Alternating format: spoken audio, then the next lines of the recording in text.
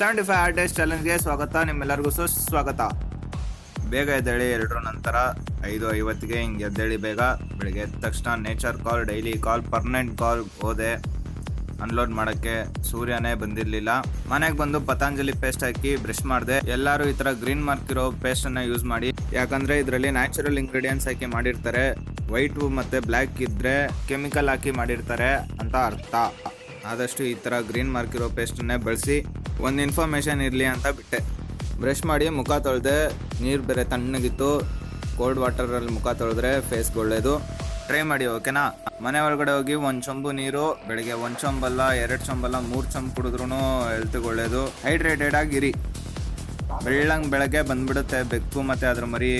ಹಾಲ್ಗೋಸ್ಕರ ನಾವು ಟೀ ಮಾಡ್ಕೊಂಡು ಕುಡಿಯೋಕ್ಕಿಂತ ಮುಂಚೆ ಫಸ್ಟ್ ಇದಕ್ಕೆ ಹಾಲು ಹಾಕ್ಬಿಡ್ಬೇಕು, ಆಮೇಲೆ ಚಪ್ಪರ್ ಹೊಡಿಯೋಕೆ ಹೋಗ್ಬಿಡುತ್ತೆ ಆಚೆ. ಹಾಲ್ಗೋಸ್ಕರ ನೋಡಿ ಯಾವ ಥರ ಬೆಕ್ಕು ಡವ್ ಮಾಡ್ತಾ ಇದೆ.